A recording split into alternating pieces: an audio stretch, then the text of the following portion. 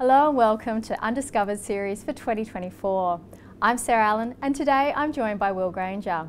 Will is the Portfolio Manager for the Airlie Small Companies Fund. Will, welcome. Thanks for having me. So to begin with, can you give us a quick overview of the Airlie Small Companies Fund? It's only been available for a year and your reasons for launching. As you suggested, we launched the fund back in April of last year, but starting a small cap fund was really something we'd been mulling over for a while at Airlie, and that's because small cap investing isn't new to us. We've, as a team, spent a number of years investing in the small cap space as part of our other funds and mandates, and some of those ideas were actually some of the best performers in those funds. So we really wanted to create a focused product that gave our investors a specific exposure to that existing capability there. When we think about the small cap market, on the one hand you've got this fantastic opportunity to go and buy these leaders of tomorrow with decades of growth ahead of them, but on the other hand, the small cap universe, it's a bit of a wild west out there. There's a lot of junk in the index, so you really need a robust process of sifting through the weeds to find those sort of more investment grade opportunities, and I think that's where Airlie can have a point of difference. We've got a very diligent investment process that focuses on buying quality businesses at cheap prices. It's a pragmatic, common sense approach that sticks to what we know, and it really avoids a lot of that speculative junk in the index. Now I think there are a couple of connotations of that investment philosophy that sort of change how we manage the fund that are worth noting on. For one, I'd say we're big believers in concentration. We think it's rare to find great ideas, so when we do find an idea that we like, we really want to own a meaningful position in it. It's why the top 15 ideas in the fund account for more than 75% of the portfolio.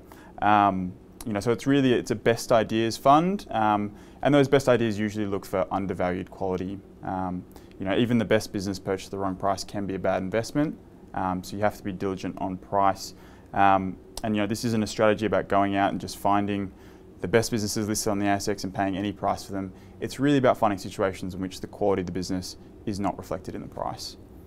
Aussie small caps have really rallied since October 2023. Do you think the rally can continue, and what signals are you watching? They've certainly been on a good run recently, but I think it's important to contextualise the recent performance across the last sort of 5 or 6 years.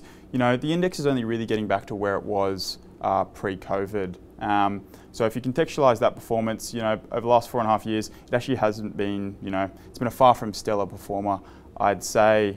As for whether the rally can continue, I think it's really anyone's guess. We don't spend any time focused on trying to predict short-term movements in markets, and that's because, for one, we don't think it's possible to reliably predict, and two, it actually doesn't factor into our decision to buy or sell companies. We're not there trying to buy businesses because we think the market's cheap. It doesn't factor into the equation. It's really a bottom-up assessment of the individual risk-reward of each stock. I think COVID was a great lesson in sort of the fallibility of trying to predict markets.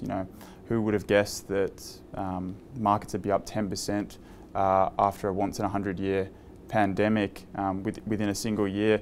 I certainly wouldn't have made that prediction, and had that had any influence over my investment decision-making process, it would have been to the detriment, I think, of my performance. What valuations are you seeing across the small cap universe, and how is this comparing with large caps? Sort of across the spectrum, valuations are reasonably elevated. I look at the Small Ords Index and the ASX 100, and they're both trading on PE multiples, forward PE multiples that are quite high relative to history.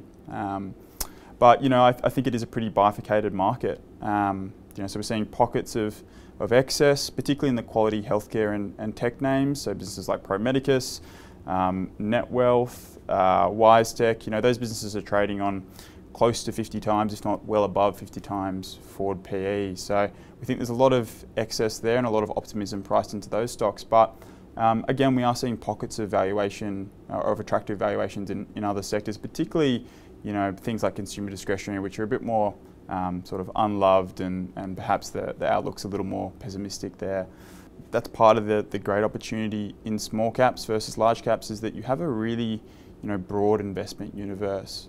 Within our mandate, for example, there's more than 700 companies we can look at. So I think no matter what the prevailing market is, whether it's cheap or expensive, I think you're always going to be able to find a really high quality concentrated portfolio of 20 to 25 stocks in the small cap space. So small caps are often perceived as riskier than large caps. How do you manage that in the portfolio? We always bring it back to our investment process. We've got a really strong focus on downside protection in the fund, and we really achieve that through three measures.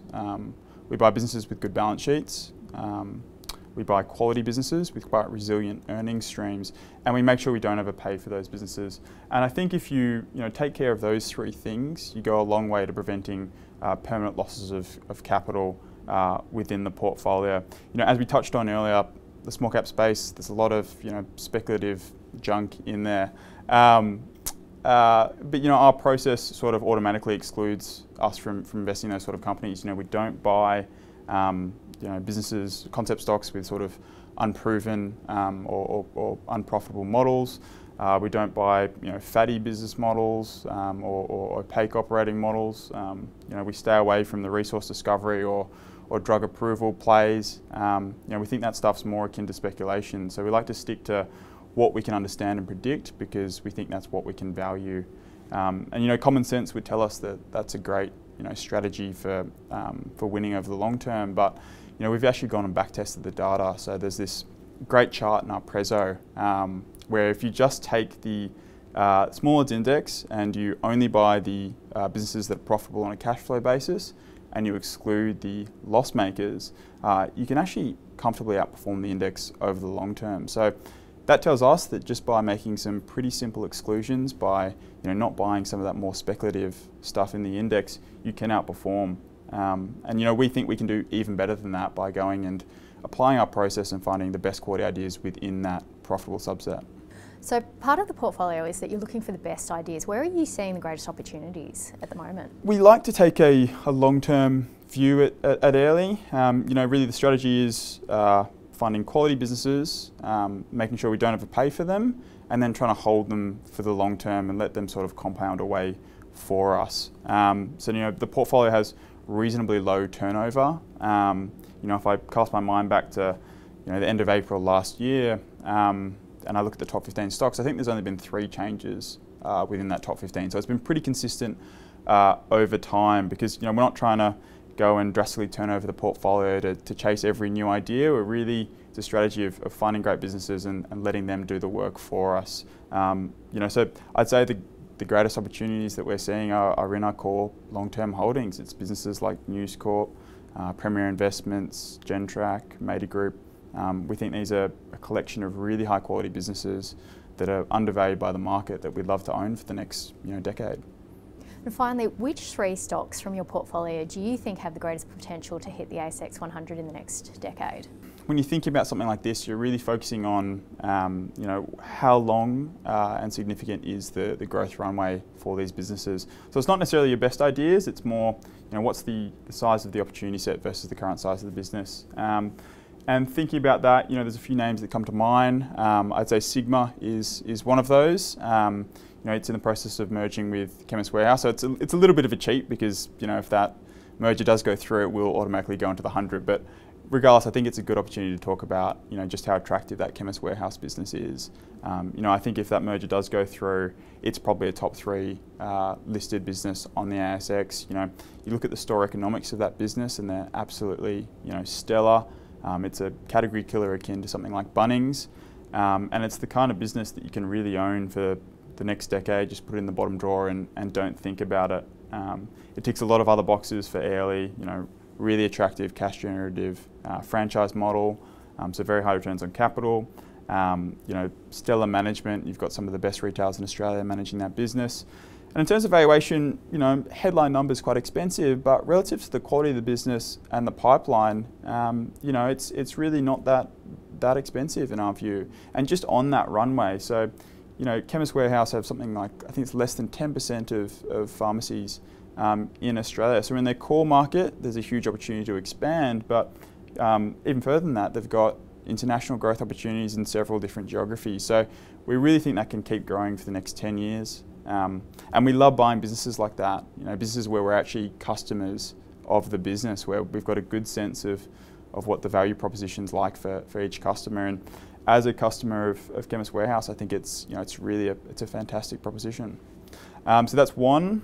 I'd probably say Mader Group is another one that I think has a good chance of getting the 100 in the next decade. It's probably a lesser known stock to some of the listeners, but it's a business that provides maintenance services to heavy duty vehicles on behalf of miners. So big earth moving machines, Caterpillar and Komatsu gear, they provide a lot of the maintenance work as well as some ancillary maintenance work. And that's a business again that ticks a lot of boxes. It's founder led, fantastic long-term track record of great returns on incremental capital, really strong balance sheet, and a reasonably cheap valuation. I think you're paying a market multiple for a business that we think is a far better than market business. And again, in terms of the pipeline there, there's plenty of room for growth in their core market of Australia, but just in the last 5 years, they've started a North American operation, and already it does close to 20 million of NPAT at really attractive returns on capital. They're really just scratching the surface there. So again, I think that's another one that's got decades of growth ahead of it. Finally, I'd probably go for Netwealth. Again, ticks a lot of the same boxes. In terms of the pipeline there, they're 7.5% of the market share at the moment, but they capture something like 40% of incremental flows. So again, decades of growth ahead of it. It's one that is quite expensive. So we do own it in the fund, but it's a very small position. It's outside of the top 15, just because we think a lot of that valuation is already pricing in some of that growth. But nevertheless, if you're taking a decade view, I think that's a stock that has a pretty good chance of being in the 100. Well, thank you so much for sharing those insights with us today. No, thank you. If you've enjoyed this interview, please subscribe to Livewire Markets. Thank you for watching.